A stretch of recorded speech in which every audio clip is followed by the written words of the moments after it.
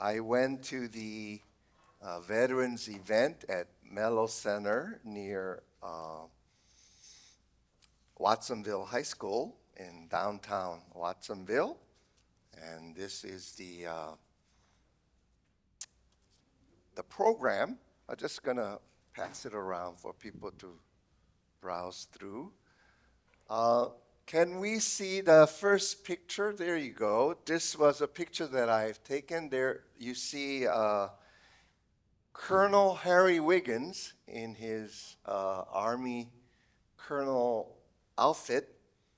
And he's the head of that organizing event. And we had the saluting of the flag and the reciting of the Pledge of Allegiance to the flag. And the keynote speaker this year was Tom Graves. Can we see the next slide? So there he is, and he's standing at the Manzanar camp where the Japanese Americans were interned during World War II. And he introduced his book called Twice Heroes, America's Nisei Veterans of World War II and Korea. Next slide. And that's the book. And most of these people who are recorded are deceased. But he spent 25 years chasing down these people all over United States to take their photos. And he said he just sat down and said, "Tell me your story." So he was able to preserve their stories. So he focuses on Nisei, which means in Japanese, second generation Japanese Americans. And these veterans served with extraordinary distinctions in World War II and Korean War, despite facing prejudice and being interned by the US government at home. Next slide. In World War II, approximately 33,000 Nisei served in units like the highly decorated 442nd Regimental Combat Team and the 100th Infantry Battalion and the Military Intelligence Service called MIS. Next slide. And here are the Japanese American women who served in the military. The Nisei proved their loyalty by fighting bravely in Europe and providing crucial intelligence in the Pacific, translating in Japanese, with the MIS saving countless lives and shortening the war because of it, because of their service. After the wars, they received the highest civilian honors, including the Congressional Gold Medal for their valor. Next photo. So Tom Graves dedicated his 25 years in chronicling these people. And one of them being, next slide, Daniel Inoue, who served in the 442nd Regimental Combat Team during World War II. He was wounded, lost his right arm. If you look at it, his right arm, there's no hands because he has no right arm. And later became a U.S. Senator from Hawaii. And he served from 1963 to 2012. When Inoue returned from the war, he stopped by the barbershop to get a haircut before, seeing his family. They're all waiting him at the airport, so he wanted to look good because he was kind of, his hair was all out of sort. And So he went to a barber shop when he came to America to get a haircut, and the barber refused to cut his hair by saying, "We don't cut Jap's hair here." And uh, Tom Grave shared that story.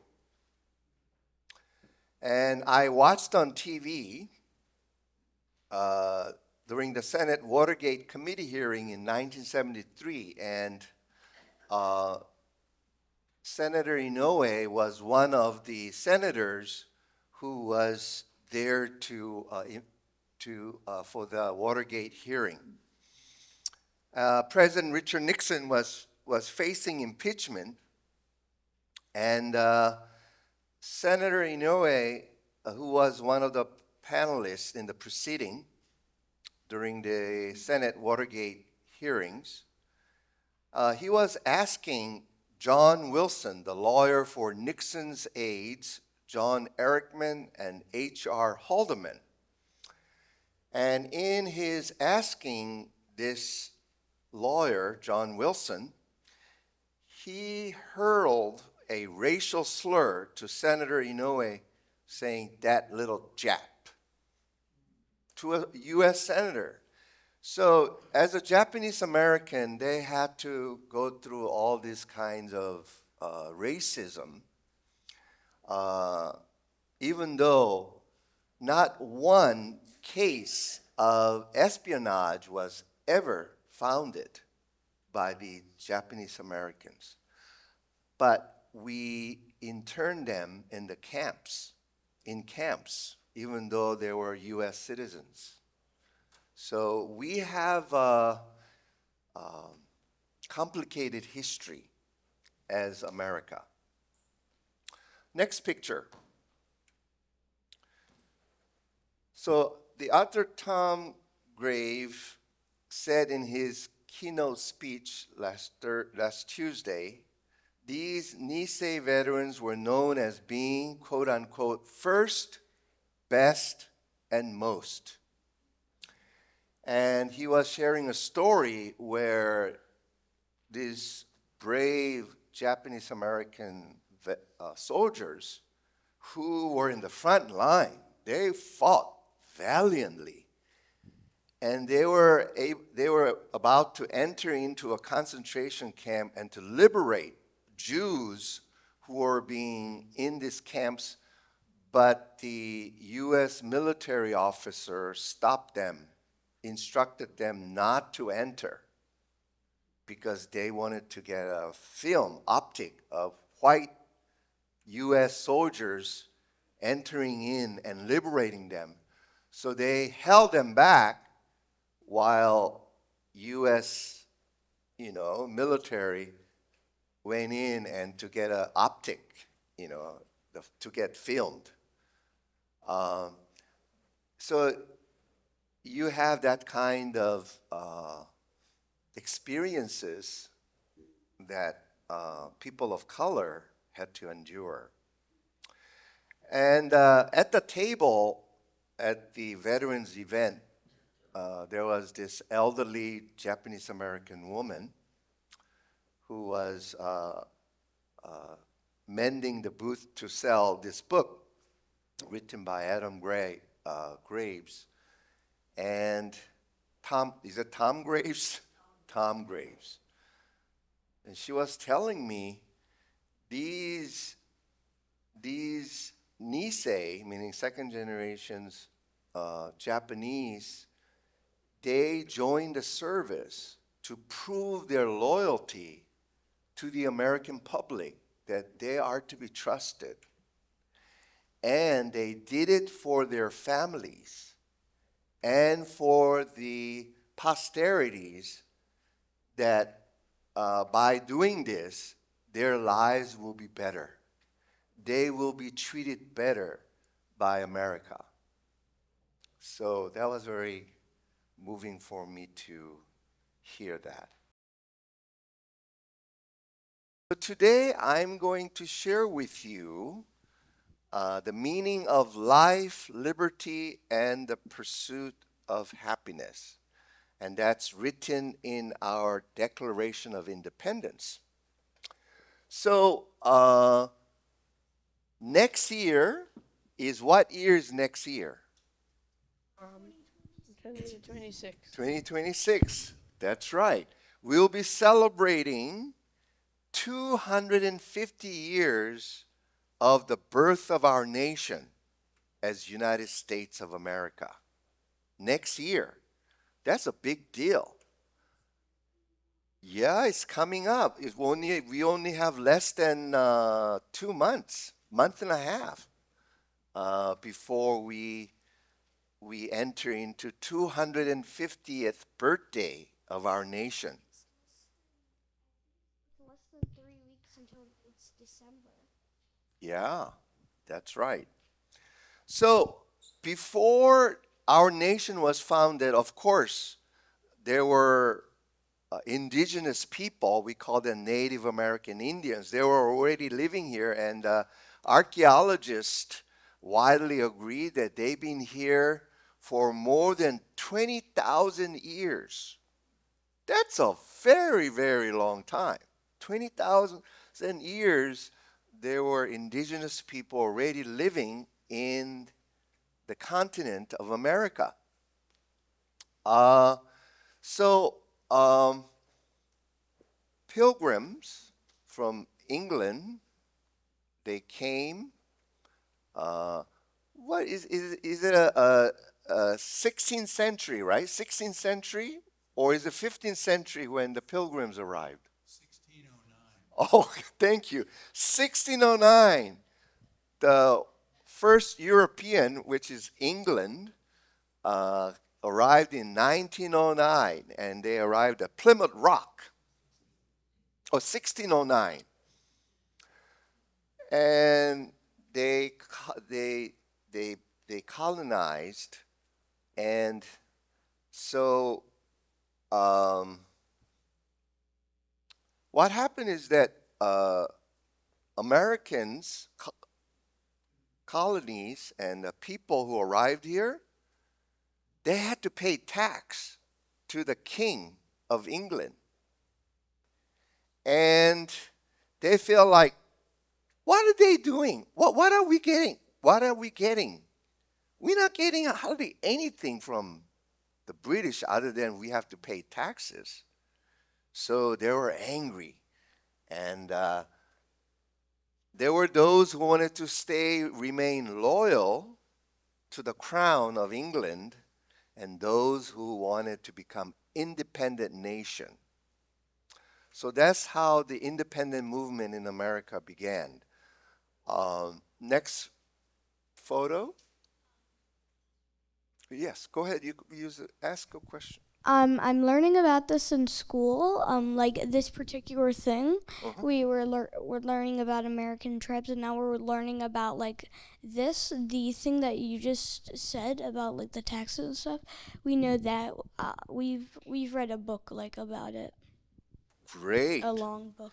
Yeah, so today, all of you have an opportunity to really learn about the birth of America by watching Ken Burns' The American Revolution on PBS. It starts at 8 p.m. and it's a 12-hour long, broken up in 6 episodes. 6 episodes. I think each episode is 2 hours. That's a lot of work, huh? That's a lot of work. But you will be amply rewarded by really learning about the complex history of how America came into being, our nation came into being. So you might want to watch it with your family and have a discussion afterwards. If you do that, I'll be very, very, very impressed. All right.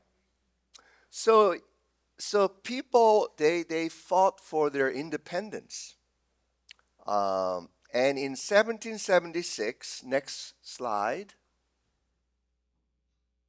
these are people who signed the Declaration of Independence. We declare to be independent. And Patrick Henry says, give me liberty or give me death. Yeah?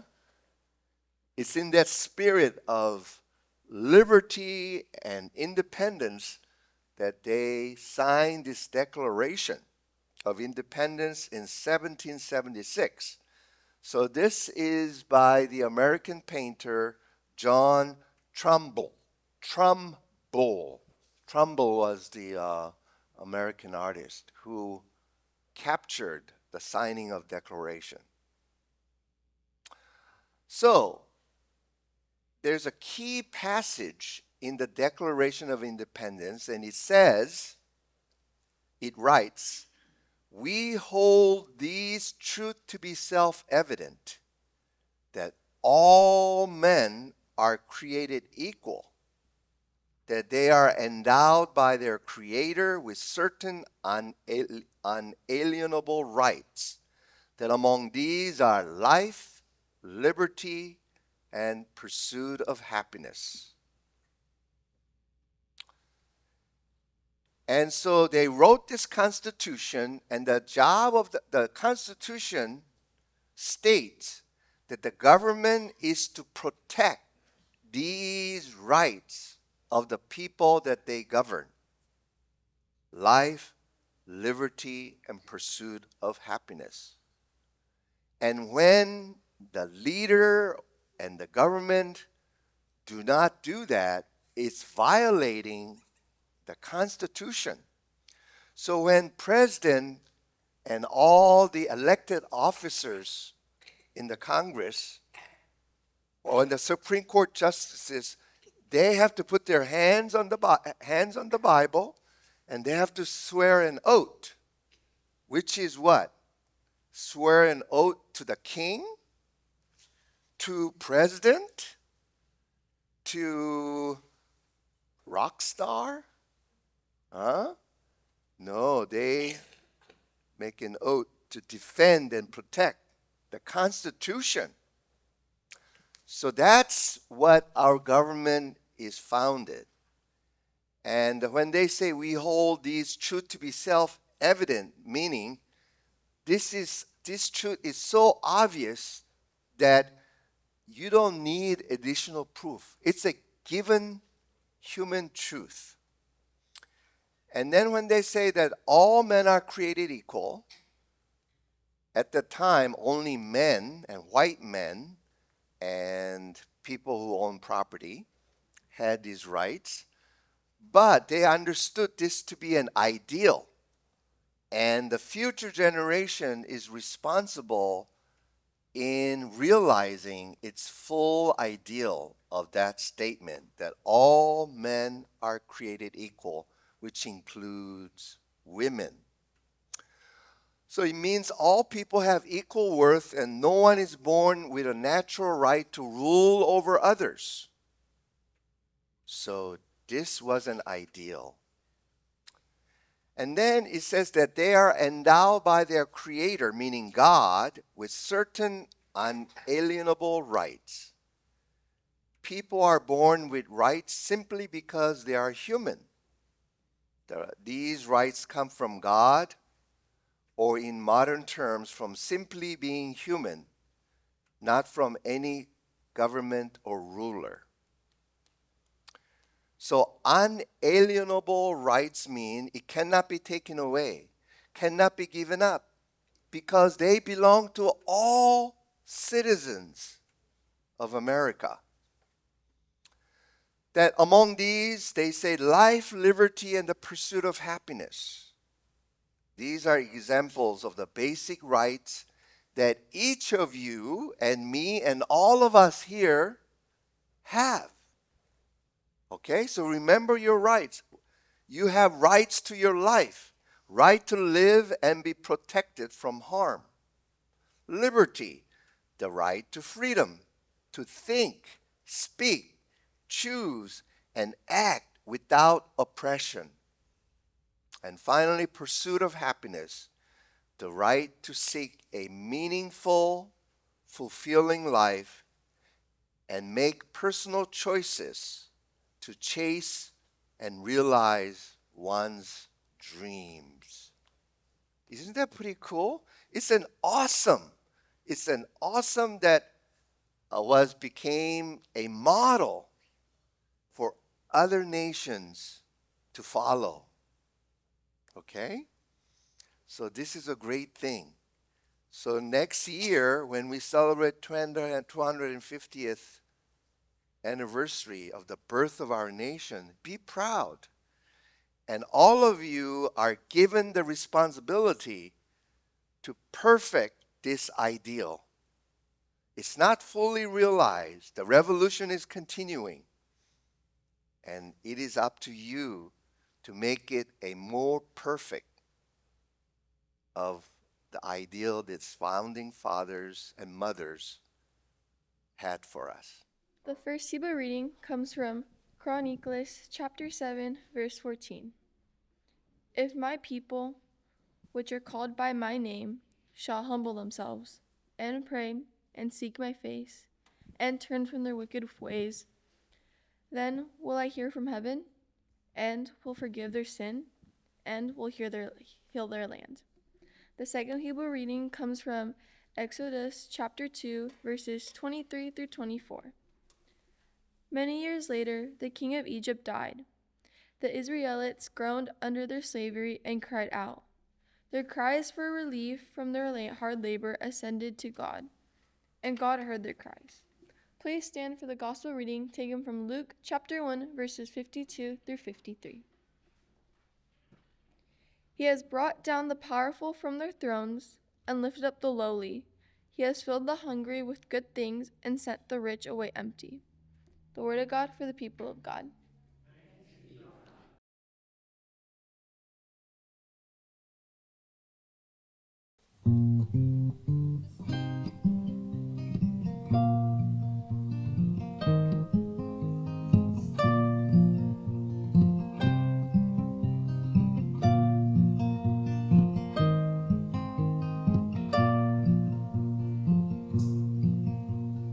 Wind comes through my window, and through my harp it goes, playing songs of heaven above, reminding me of your sweet love, your sweet love.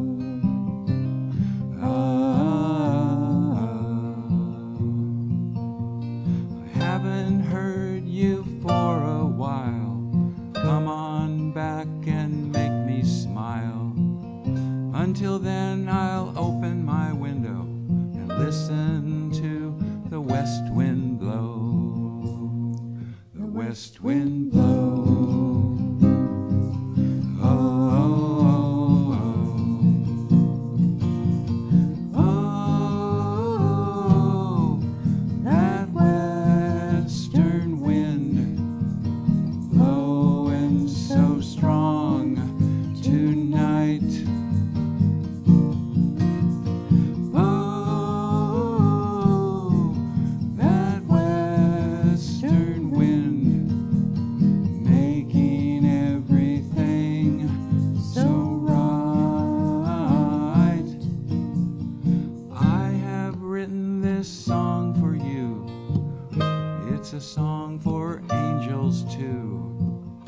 I will play this old guitar, and we can sing underneath the stars.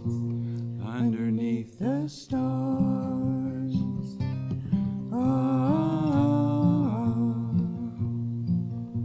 Tonight my window is open wide, in hope that you will come on by. Come and play my harp in the wind, and I'll be here. We can sing again. We can sing again.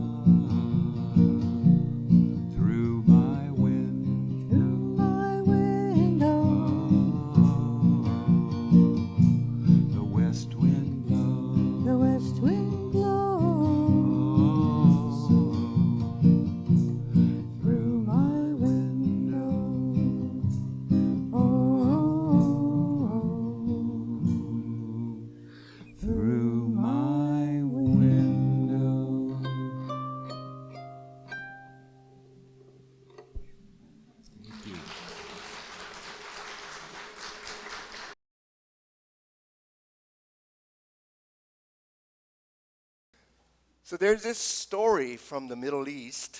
It's called Hoja story. There's a many Hoja stories, and it's sort of like equivalent to Aesop's story from Greece. And they tell these stories to teach a lesson, or to teach a wisdom of life. And the story goes that there was this wise man. His name was Hoja, who lived in the village, and people came to him for counsel because he was so wise. One day, the mayor of the town came to him to confide in him how his opponent is a thorn in his side, constantly criticizing everything that he does. He criticizes, he and his followers. He says, I'm trying to do my best to govern our village, but this guy, I can't stand him. And he says, what's wrong with me with this action that I have taken and these decisions I made? And after hearing all that, Hoja says, you know what? Mayor, you are right. So he felt vindicated, and he leaves feeling reassured. And not long later in the day, the leader of the opponent came. And he says, I need your ears to hear me out. Why this current mayor and how he governs our village is all wrong. And so he gave his reasons why his policies are all wrong. And after hearing all that, Hoja goes, you are right. And then he felt vindicated, and he leaves. And his wife in the kitchen, hearing all this, comes out and says, you hypocrite! How can you say to the mayor that he's right, and then his opponent, he comes and says he's right? And then Hoja says to his wife, wife, you are right. So that's the story. All right, let's look at the first picture. So today, we have a treat. It took Ken Burns almost 10 years with his collaborators to create this document right in time for our 250th celebration. It consists of 6 episodes with a total runtime of 12 hours. It's almost like the Civil War that he did a while back. And so it premieres today on PBS, and if you have a recorder, just record the series, and you could watch it in your own sweet time. And I recommend watching it as a family, and if you have a children, they could sit still, or just watch it 30 minutes at a time and have a discussion. And I think that will be a great education for our children to learn about our history and to have pride. And this is a great opportunity to give civic education to our children. The film traces and examines the birth of the American Republic. It invites Americans to broaden and deepen our understanding of our origins and the ideals that continue to shape and bind us together. And this documentary is arriving amid fierce debates over how we remember our past. Its release feels especially apropos and urgent. Next slide. So I was listening to an interview of this person who was there to talk about 10 trends to watch in 2026. You know, what are the hot topics in 2026, next year? And number one, he said, was celebration of the America's 250th.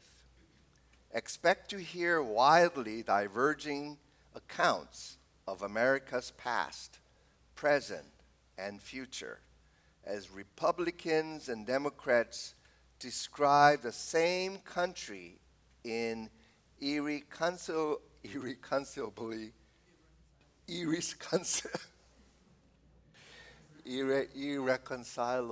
difference in how to celebrate the 250th of the founding.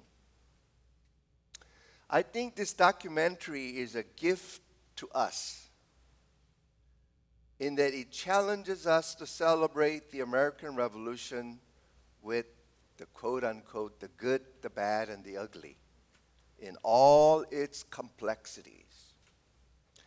Ken Burns, in his recent interview, said, "I hope that this film gives Americans an opportunity to have a complicated conversation of our founding without shouting at each other."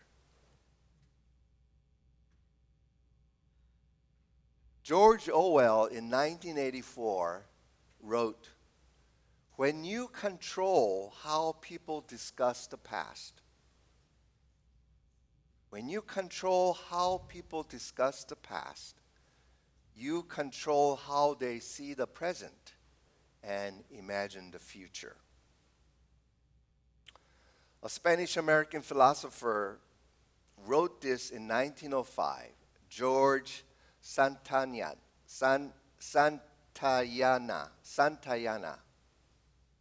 He said, "Those who do not learn from the past are condemned to repeat it." And you heard that phrase often. Those who do not learn from the past are condemned to repeat it. I laud Germany for how they dealt with their past following World War II. Instead of trying to deny, minimize, and whitewash the Holocaust and the atrocities that they inflicted, they amplified their past in order to teach their citizens not to allow this to happen ever again. I see many nations refuse to do that, refuse to come to terms with their past with honesty. They minimize it, they sanitize it, and whitewash it. Germans built Holocaust Museum and preserved their concentration camps as they were for their citizens and posterities to learn from their past. Bravo. Every year, their children in schools visit these places as their mandatory curriculum. And I've been to the Auschwitz concentration camp and saw the museums. And I was very heartened and proud of German people that they were willing to do that. They were willing to learn from their past so that the present will be better and their future will be better. Saul Williams, the 20th century American artist and activist, said, "A healthy society is able to look at history and the present as a whole, as opposed to running away in disgust or bowing one's head in guilt, saying yes to all that has been. in full acknowledgement, saying, yes, all those things happened, and it shaped who we are. And taking responsibility. It's about taking responsibility of your past so that we can create a better present for us and for our children and all that will follow, all who will follow. In 2 Chronicles chapter 7, verse 14, God says, if my people, which are called by my name, shall humble themselves and pray and seek my face and turn from their wicked ways, then will I hear from heaven and will forgive their sin and will heal their land.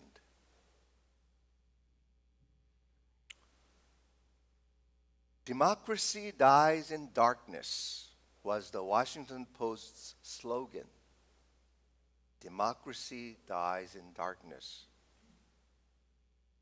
Whitewashing and sanitizing American history by current administration in public spaces like museums, national park exhibits, and educational programs are doing the opposite of the spirit of what I have been sharing thus far. The term whitewashing generally refers to omitting, downplaying, or framing historical events in a way that favors dominant narratives, often centering white perspectives, while minimizing the experiences of marginalized groups.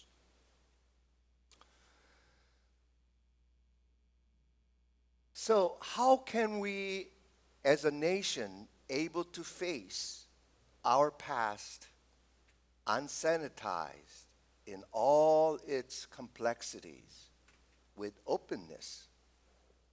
What will allow us to do that? Show the next slide. Now, we have that powerful icon of Christ of Sinai in the back there. Whenever you pass, you might want to just take a glimpse at it. And if you are really wanting to get the most out of it, stand before it in silence and just meditate on it. So I'm going to share you this because this is going to allow you to not be defensive in your personal life and in our collective lives. This is one of the oldest icons, 6th century, and it still exists. If you go to the oldest operating monastery, it's called St. Catherine's Monastery that was established in the 6th century, and you can find it in the foot of Mount Sinai in Egypt. Yeah, foot of Mount Sinai, there is this monastery of St. Catherine, and there the 6th century icon is there. And what's so incredible about this ancient icon is that the artist was able to divide the Christ face in two. One side is masculine, the other side is feminine. So God is neither masculine, God is not binary, male or female. God is both and more. And the masculine side is the eye of the truth. The masculine eye sees with eye of truth. And the feminine side, the feminine eye, sees through the eye of compassion. So meaning, when you see things, you need to see through both the eye of truth and eye of compassion. Why? Because eye of truth alone leads to judgment.